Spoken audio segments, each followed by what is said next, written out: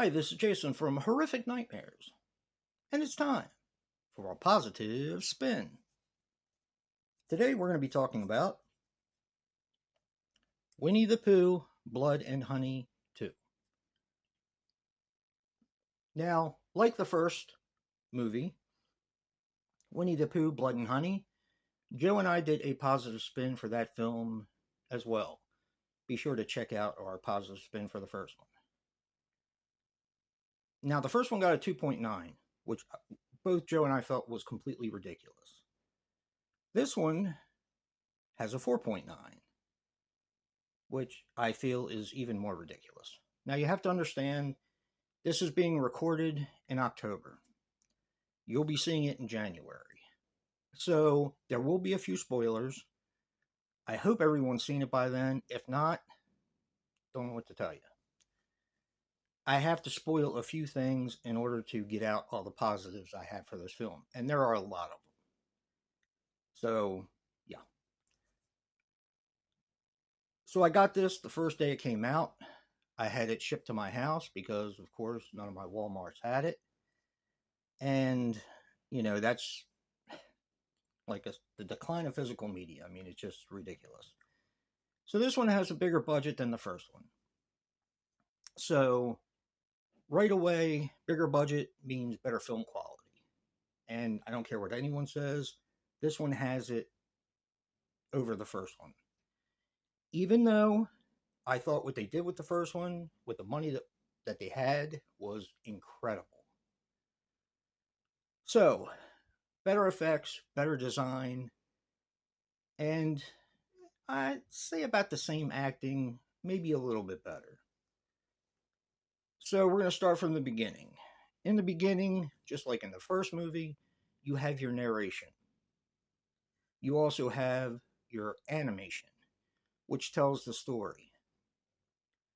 One of the things I loved about the first one was how they wrote the film, how they made this a believable scenario with the Winnie the Pooh and Piglet killing off teenagers.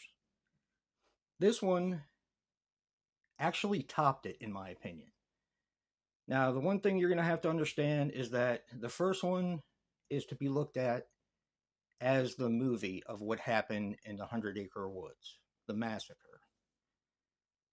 So that explains the inconsistencies between part 1 and part 2.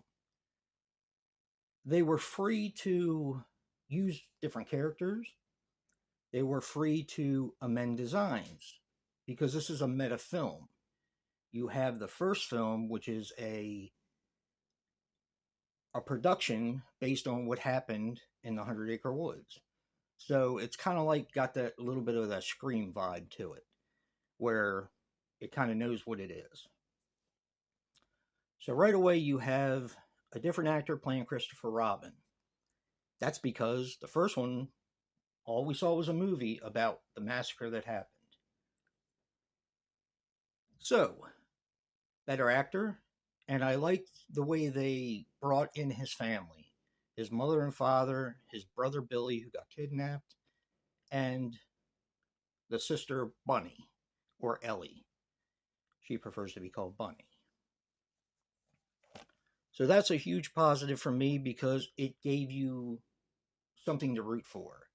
I mean, I was rooting for Christopher Robin in the first one, but you can really get a sense of his family dynamic in this one. And it made me like the characters even more. Now, in the first one, all we got was Winnie the Pooh and Piglet. This one, you get Winnie the Pooh and Piglet, although better designs of both because they had more money to work with. But in order to make it jibe and to look at it a different way, the first one was just a movie made about the massacre.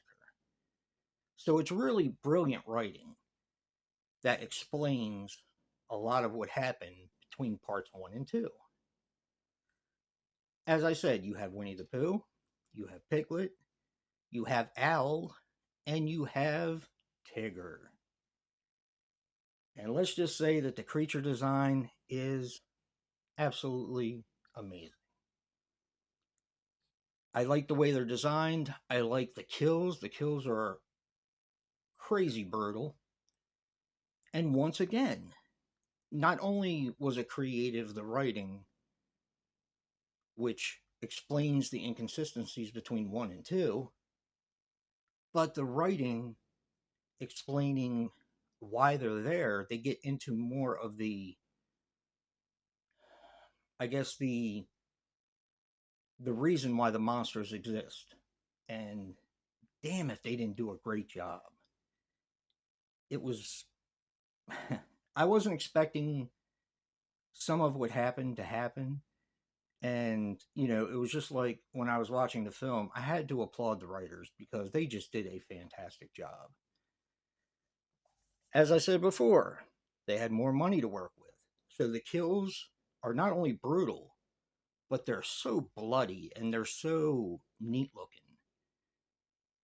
It's just a ton of fun. You can see, and a lot of people's complaint about the first movie was that there was no budget. You can see what they did with a bigger budget. And my hat is off to them because they did a fantastic job. I love the colors. I love the eeriness of the 100 Acre Woods. As I said, I love not only Al's look, but the way he speaks. Because, of course, these characters speak. Because the first one, remember, was just a movie about what happened to Christopher Robin and the 100 Acre Wood Massacre. This movie is just a it's a chock full of fun. It's what we like as slasher fans. I know Joe said in the first movie he didn't understand why people gave the first one such a hard time. And he went and made a statement that said, I don't understand how someone's a slasher fan who doesn't at least find entertainment in this film. And I'm going to say it with this one. I feel the same exact way I felt about the first one. If you are a slasher fan and want to have a good time, entertainment value, great kills, all kinds of blood, brutality, this movie is got it. So much of it. So much of it. I cannot explain how good this movie is, and I am so excited for the next film. Has already been greenlit. So I can't wait to see what they do with these characters. And you'll find out a few things, which I don't want to spoil in case you haven't seen it. You'll find out how these characters um, kind of escape death. So there's just so much fun to be had in this film. It's not to be taken seriously. It's not ruining anyone's childhood. The Winnie the Pooh movies are still out there. You can still watch them at your leisure. I love the Winnie the Pooh movies. My daughter grew up when they were making the Tigger movie and when Kenny Loggins did the album for Pooh Corner. So I love Winnie the Pooh. I think it's awesome. But growing up, this is a different version. And I still love those films, but this is just fantastic. It's so much fun and it's great to be a slasher fan and to have something like this. So check out Winnie the Pooh, Blood and Honey 2, or don't. But don't forget to check out Joe's positive spin for Winnie the Pooh, Blood and Honey 2. Remember, guys, physical media matters. And until next time.